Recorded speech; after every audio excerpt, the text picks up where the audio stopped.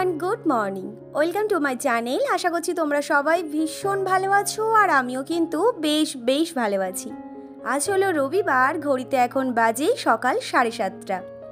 এই মাত্রই ঘুম থেকে উঠেছি, আর দেখো এত ঘুমিয়েছি, চোখ দুটো একেবারে ফুলিয়েই ফেলেছি। না, কালকে রাতে না ঘুমটা বেশ ভালো হয়েছিল।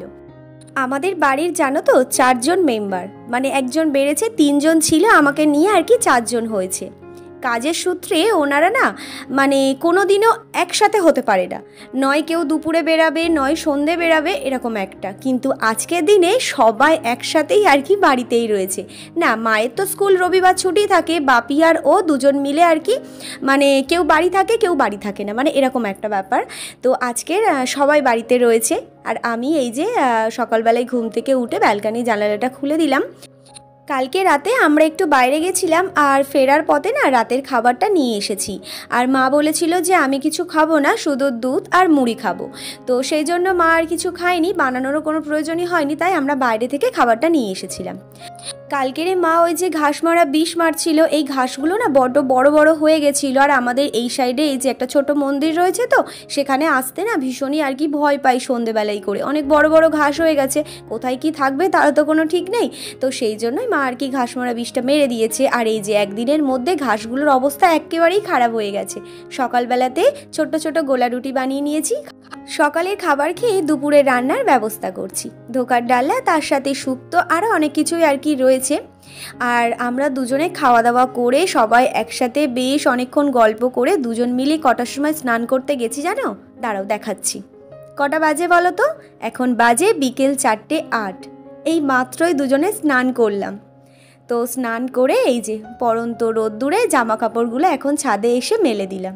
তো তারপর নিচে যাব। না, এই বিকেলবেলায় স্নান করে আর শোবো না, কারণ শুলে পরে ঠান্ডা লেগে যাবে।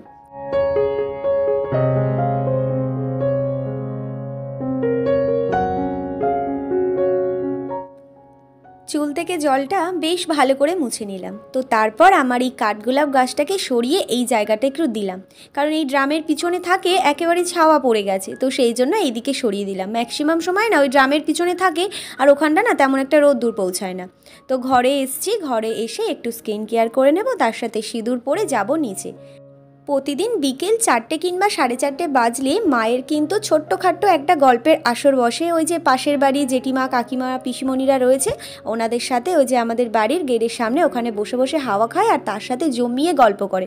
মাঝে মধ্যে যায় আর কি, খুব একটা যায় না ওখানে। আর এই যে সন্ধেবেলাতে ওর নাকি খাওয়ার ইচ্ছে হয়েছে লুচি আর আলুর দম, তারই ব্যবস্থা করছি। তারই মধ্যে বাপি বলল যে একটু জলটা এনে নি, আমাদের ওই রান্নার জল। আমি আর মা তো 2-3 দিন গিয়ে ফিরে আসি, তারপর জল পাই। আজকের বাপি বাড়িতে রয়েছে, তাই দেখে এসেছিল সন্ধ্যাবেলাতে জল দিচ্ছে। তাই এই যে গাড়িটা বের করে ওই 20 লিটারের যে ড্রামগুলো হয়, ওই ড্রামে 3-4 বার আনলে পরে আমাদের সব আর কি ড্রামগুলো ভরে যাবে।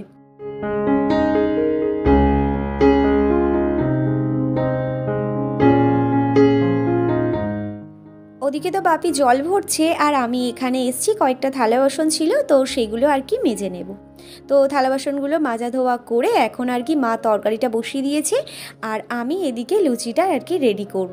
তার আগে একটা জিনিস আমি তোমাদেরকে দেখাই। এই যে মানি প্ল্যান্ট গাছটা, এই গাছটা না আমি আর কি ওই বাড়ি থেকে নিয়ে এসেছিলাম। আমি আর বোন একদিন চাম্পাহাটিতে গেছিলাম, গিয়ে ওখানে আর কি একটা জায়গায় দেখেছি এই গাছ না একেবারে ভরে রয়েছে, কাউকে না বলে চুরি করে আর কি নিয়ে এসেছি। আর দেখো গাছটা কি সুন্দর হয়েছে। এখন ঘড়িতে বাজে রাত 9:30। খাওয়া দাওয়া আমাদের হয়ে গেছে। তো টেবিলটা মুছে এই যে কয়েকটা থালা বাসন ছিল সেইগুলো মেজে নিয়েছি।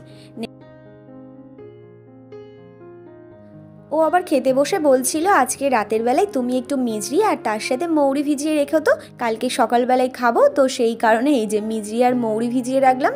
ও আর আমি দুজন মিলেই খাবো, তাই একটু বেশি করেই ভেজালাম।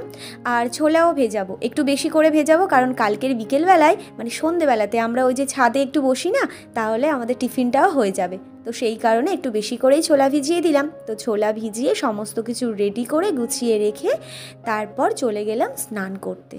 হ্যাঁ, আমি স্নান করব। প্রচণ্ড গরম হচ্ছে, রাতের বেলায় যদি একটু গা না ধুয়ে ফ্রেশ না হই, তাহলে না সারা রাত ঠিক ঘুমটা আমার আসবে না, মানে ভালো মতো ঘুম হবে না। তো সেই কারণে আর কি স্নানটা করে ফেলি।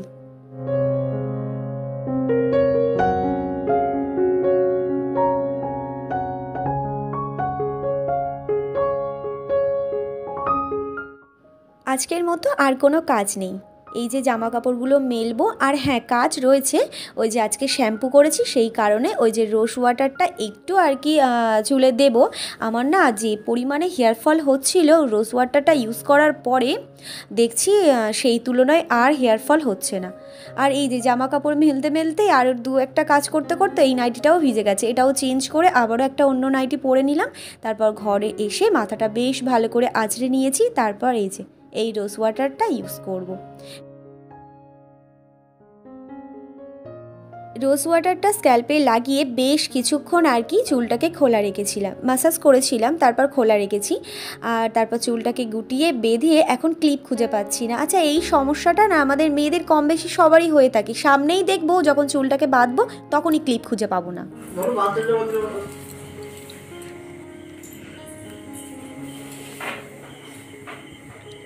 তোমাকে বললাম এখানে আসার জন্য, চাঁদটা কি সুন্দর দেখতে লাগছে, একবার দেখবে, এসো, আসো। কোথায় গেল চাঁদটা? মা, সন্ধ্যাবেলাতে না এই জানালাটা খুলেছি তখনই দেখতে পাচ্ছিলাম এই যে সুপারি গাছে। ব্যালকনির জানালা খুলে চাঁদ তো দেখতে পেলাম না, তাই ছাদে এসে চাঁদটা একটু দেখে গেলাম। আচ্ছা, আজ তাহলে আসি, দেখা হচ্ছে কালকে নতুন একটি ভিডিওতে। তোমরা সবাই কিন্তু সুস্থ থেকো, ভালো থেকো। আর আমার ভিডিওটা যদি তোমাদের ভালো লেগে থাকে তাহলে একটা লাইক করো আর সাবস্ক্রাইব করে আমার ছোট্ট চ্যানেলের পাশে থেকো। Tata, good night.